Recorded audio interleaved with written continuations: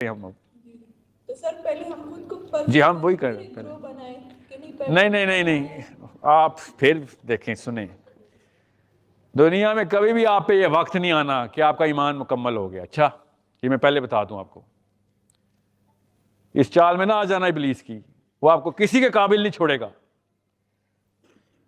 اللہ کے نبی صلی اللہ علیہ وسلم نے ارشاد فرمایا ایک مجاہد جب اللہ کی راہ میں جہاد بالقتال, اوکے بالقتال, یہ جو آج کل کا فینسی جہاد والا جہاد نہیں, اصلی مسلمانوں والا جہاد.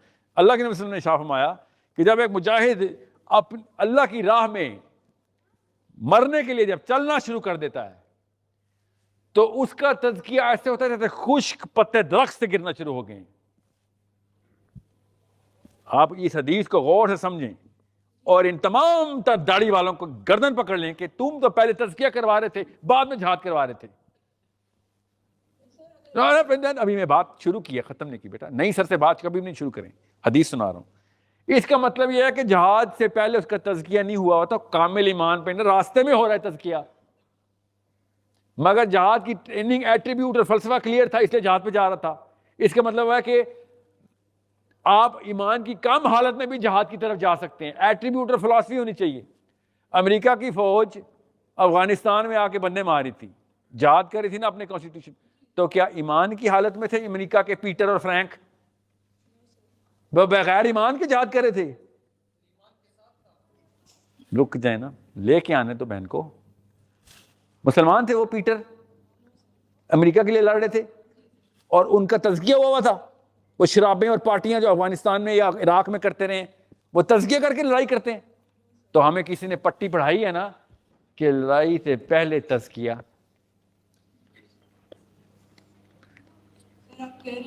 شکر ہے جی, اور اگر صحیح ڈائریکشن میں جاؤ گے تزکیہ راستے میں ہوگا. یہ اللہ کے نبی صلی اللہ علیہ وسلم نے ارشاد فرمایا. یہ انہوں نے زنجیر خود پیروں میں ڈالی ہے ہمارے کہ جب پہلے میں ابو بکر صدیق بنوں گا تب کہیں جا کے دنیا میں کسی کو کہوں گا بیٹا نماز پڑھ لیا کرو. خود ہی نماز نہ پڑھ رہا ہو تو وہ آگے کس کو بتاتا ہوں. اللہ کے نبی صلی اللہ علیہ وسلم نے ارشاد فرمایا کہ اگر کوئی ایک اچھا کام خود نہیں کرتے ہو تو لوگوں کو تو کہو کہ وہ اچھا کام کریں. یہ حدیث کیوں نہیں پہنچی آپ تک؟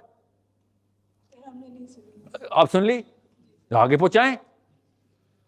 اللہ کے نبی صلی اللہ علیہ وسلم نے ارشاد فرمایا بلغوا عنی ولو آیا, کہ اگر آیت کا ایک حصہ بھی آتا ہے نا تو آگے پہنچا.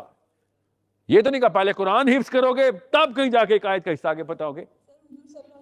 تعلیمات سے بھی ہمیں یہی سبق ملتا ہے کہ وہ خود ہی ایک پرفیکٹ ایگزامپل ہیں ہم تمام مسلمز کے لیے. بیٹا اس وقت یہی کام کرتے ہو پھر ہمیں کہتے ہیں کہ یہ کام نہ کریں تو پھر ہمیں تو اچھی مثال نہ ملتی. انہوں نے سب کام کر کے ہمیں دکھائے ہیں, اچھی جو تعلیمات ہیں نیک کام انہوں نے کیے ہیں, تو انہیں سے ہمیں سبق ملا ہے کہ آگے اچھے کام کریں. جی خود ہی برے کام کریں گے اور دوسرے کو کہوں گی تم اچھا کرو تو سر یہ تو پھر ایسا کرتے ہیں اچھی باتیں کرنا بند کرتے ہیں, کیونکہ ہم سب تو ابھی تک مومنین نہیں ہوئے.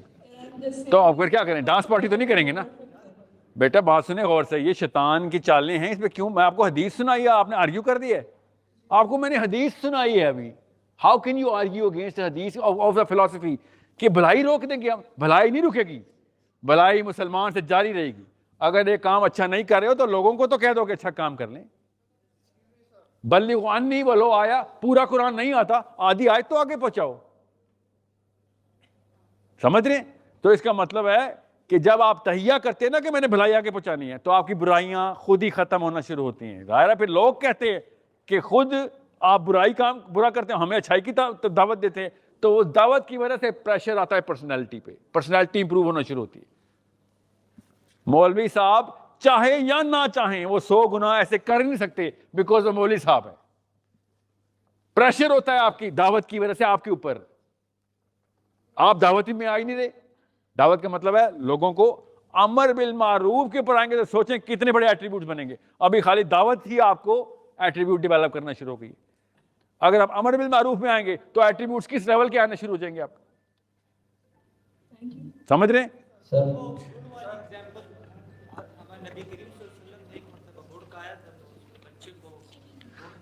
ہر دفعہ نا میں آپ کو یہ بات بتا دوں, سن لیں. اللہ کے نبی صلی اللہ علیہ وسلم نے ہمیں عام انسانوں کو کچھ احکامات کلیئرلی دے دیے ہوئے ہیں. ابھی میں نے آپ کو حدیث سنائی ہے, اس کو کسی اور طریقے سے کاؤنٹر کرنے کی کوشش مت کریں اس وقت، ورنہ آپ بھلائی روکنے کی مشینیں بن رہے ہیں، بھلائی پھیلانے کی مشینیں بنے. آپ کے مومن ہونے کی ضرورت نہیں ہے. آپ یہ مجھے بتا دیں گے یار جھوٹ نہ بولا کر، بولیں گے تو پھر بھی، ورنہ تو ہمیں بچے پیدا نہیں کرنے چاہیے، کیونکہ بچوں کو تو کلمہ پڑھانا پڑے گا، نماز پڑھانی پڑے گی. پورے کے پورے بچے کا دین بنا دیا ہم نے.